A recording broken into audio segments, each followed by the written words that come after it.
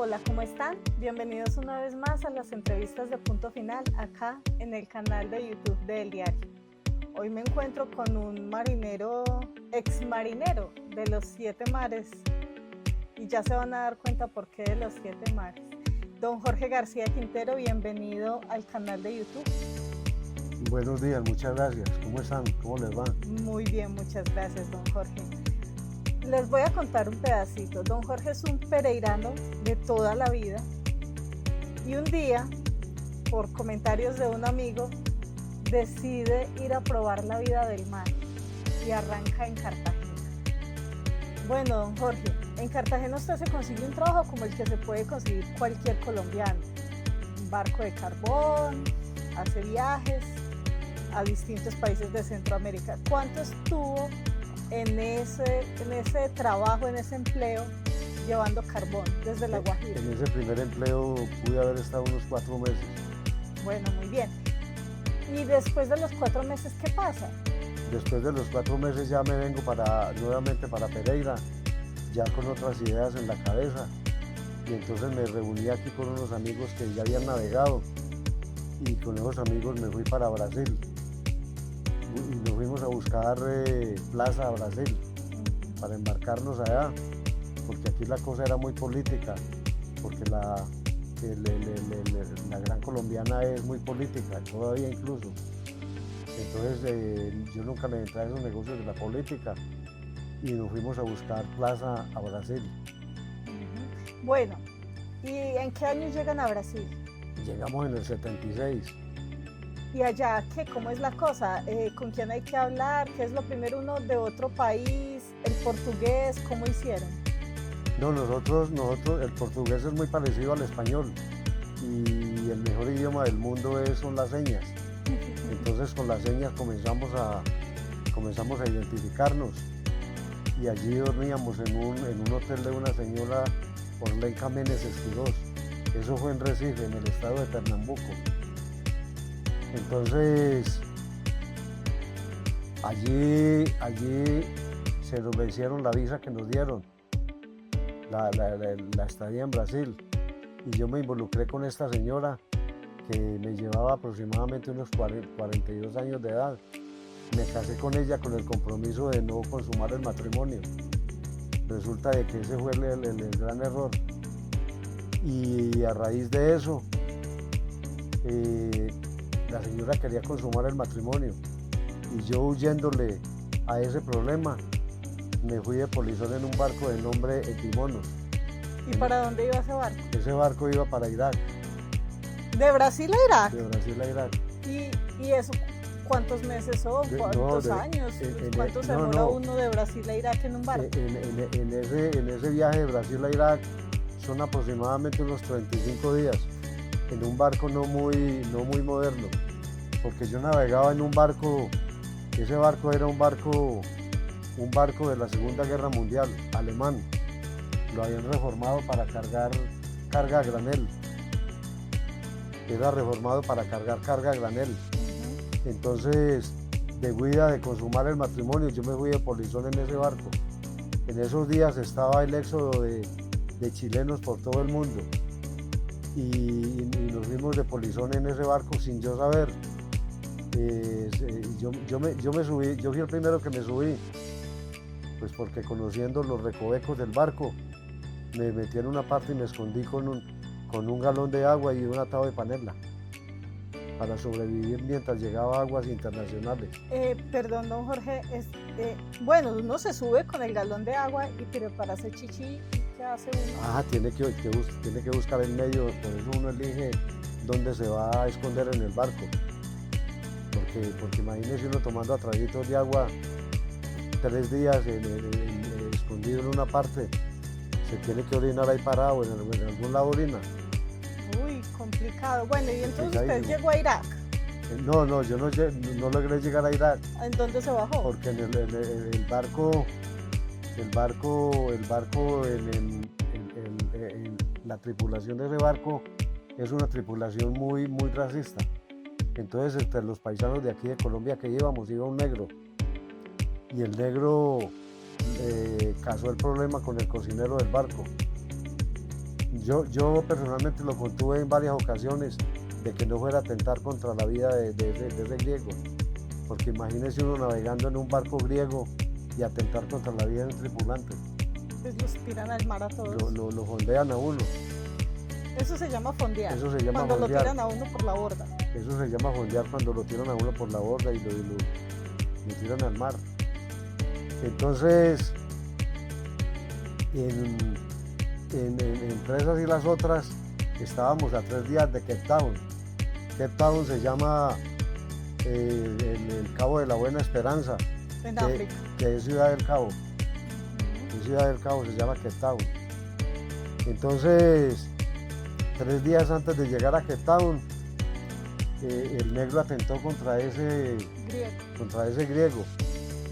Y el capitán del barco y el primer oficial dieron la orden de que nos detuvieran a todos. Y nos declararon para no pagar la multa por polizón, porque la Asociación Mundial de Marineros cobra una multa muy grande por polizón que lleven a bordo. Entonces nos declararon comando terrorista. Nos declararon un comando terrorista que queríamos apoderarnos del barco. Entonces se pusieron el SOS a la capitanía del puerto. Y en el puerto pues eso fue un dispositivo de seguridad como la llegada de un presidente de Estados Unidos allá a Sudáfrica. Impresionante el dispositivo de seguridad. Allí había periodistas de todo el mundo. Y bueno, para hacer más dinámica, pues porque no tenemos todo el tiempo, como le expliqué, ¿lo llevaron preso? No, claro que sí. Allí había periodismo de todo el mundo, del New York Times, del Washington Post, y televisión y periodismo escrito. Entonces la noticia se difundió a nivel mundial. Entonces nos detuvieron y nos metieron a una prisión de máxima seguridad donde estaba Nelson Mandela. Yo nunca vi a Nelson Mandela. Pero estaba en la misma cárcel. Estaba en la misma ¿Y cárcel. ese qué año era? Eso era en el año 76, 75. 1975. 75. Bueno, ¿y cuántos años estuvo finalmente preso allá? No, ahí estuvimos unos 20 días. ¿Y qué pasó? 20 días, porque en 20 días comprobaron de que nosotros no éramos ningún comando terrorista. Porque nos creyeron por medio de un cura católico de Irlanda del Norte, que era el que más hablaba español. Entonces ese cura nos contó la historia de Nelson Mandela, que Mandela estaba en esa cárcel. Pero yo nunca puedo decir que lo vi. Pero venga, le hago una pregunta. ¿Usted al fin alcanzó a navegar los 7 mares o cuántos conoció? Pues yo creo que conocí más de 7, porque no son unos 7 mares. ¿Cuántos? Cuéntenos de eso, ¿cuántos? De mares, por ejemplo aquí en español, y sabemos de que el Atlántico lo dividen en el Caribe. Serían 2 mares. El mar Pacífico son mares que se dividen en varios mares. Por ejemplo, el Egeo, el Mediterráneo, todo eso. Entonces no son 7 los mares. Ah, son muchos más. Son muchos mares. Uh-huh. Yo navegué parte de los 7 mares. Ah, ya. Como de tantos mares que hay. Bueno, y de todos esos lugares, ¿cuál es el más hermoso? Que usted diga, definitivamente me quedé sin palabras el día que yo llegué allá. Yo creo que es el Mediterráneo. La isla, ahí está la gran isla de Santorini, que ahí estuve yo. Muy bella. Ahí eso no hay palabras para describir la maravilla que es Santorini.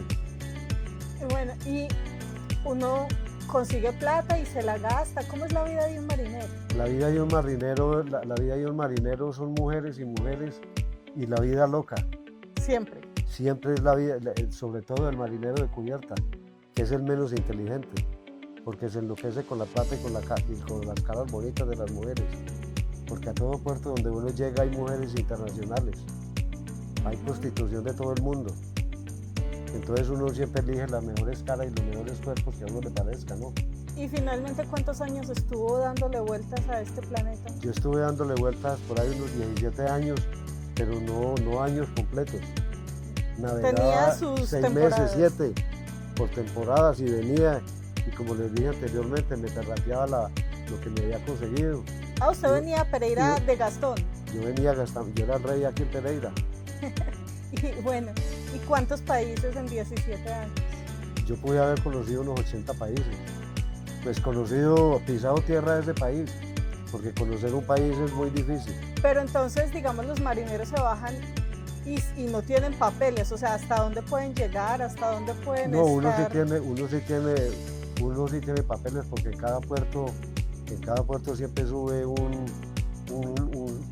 cónsul o un inspector de migración de ese país y le da a uno la estadía por lo que el capitán diga, por los días que vaya a estar el barco atracado en ese puerto. Y en esos días se puede movilizar a cualquier lugar del país. Y entonces, aparte de las señas, perdón que le interrumpa, ¿cuántos idiomas alcanzó como a medio dominar? Así que usted diga, lo entiendo. Speak English, speak Greek, speak German, speak French, y speak Spanish y pereirano. Y pereirano, y por ahí unos 20 dialectos. Bueno, ¿y ahora qué se dedica usted? Ahora me dedico a manejar carros.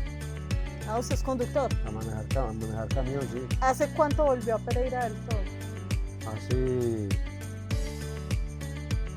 Uy, esa pregunta es muy buena, porque es que ya uno a la edad que yo tengo la memoria comienza a desvanecerse. Eso puede ser unos 25 años. Oh, y bueno, ¿y por qué no había contado nunca todas estas aventuras? Porque hasta ahorita sabemos de usted. Porque yo nunca había conocido una persona como don Adrián, el dueño de la librería Roma, que fue el que verdaderamente me preguntó, y nos involucramos en una tertulia cualquiera, nos involucramos en esas charlas y a él le interesó el tema, y entonces él es el mentor de todo esto. Sí, porque su historia es de libro, realmente. Y muy curioso que su aventura en el mar empieza con una tertulia y termina con otra tertulia con don Adrián. Es curioso ese momento de la vida. ¿Usted qué le dice a estos colombianos y a toda esta gente que dice, ay, yo me voy como sea, bueno, sea por tierra, por mar, como sea, y se van ahorita ya con la experiencia de los años, ¿usted qué le dice a los migrantes?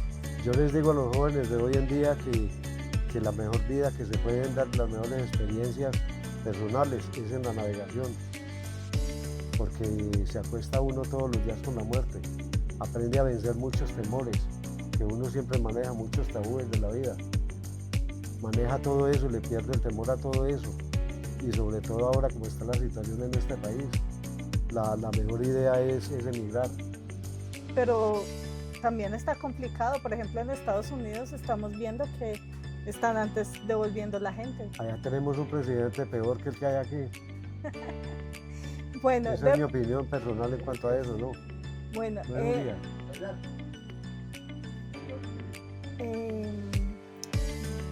don Jorge, yo le quiero agradecer mucho que pues haya estado con nosotros acá en el canal de YouTube del diario, y pues su historia nos quedó mocha, nos falta mucho por conocer, entonces la invitación es a leer el libro.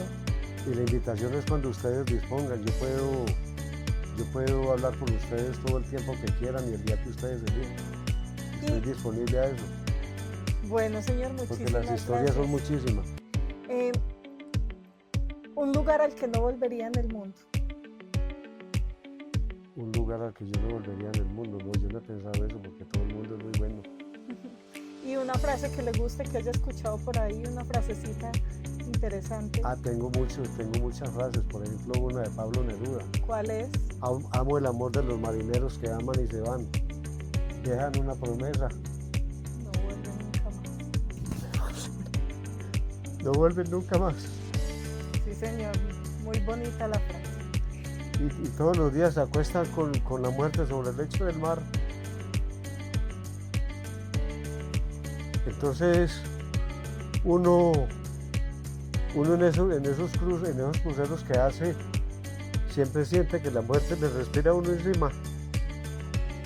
¿Y ese tatuaje del brazo tiene que ver algo con la navegación? Este es el primer buque en el que yo me bauticé. ¿Hay que bautizarse en un buque? Sí, hay un bautizo que es el bautizo de los marineros y el arito también. Yo me quité este arito porque ya me trataban de que yo era un homosexual, pero es una cosa muy simbólica. Uno se para en la proa del barco cuando el mar tiene oleaje alto. Entonces una ola grande pasa por encima de la cubierta del barco y lo baña a uno. Y el capitán le rompe esta oreja y le autorizan un tatuaje, bien sea que se lo haga el tatuador del barco o donde uno elija. Este tatuaje, por ejemplo, me lo hicieron a mí en Singapur. Es un tatuaje que está hecho en mandarín. ¿Y qué dice traducido? Epimonos. El nombre del barco. El nombre del barco. Bueno, no, nos quedamos a medias. Hay mucho por saber y mucho. Esperemos que salga el libro y hay que comprar el libro de las historias del Pereirano. Muchísimas gracias, don Jorge. Estoy muy disponible para ustedes, señorita, y fue con el mayor de los gustos. Y seguiremos siempre en contacto si ustedes lo disponen.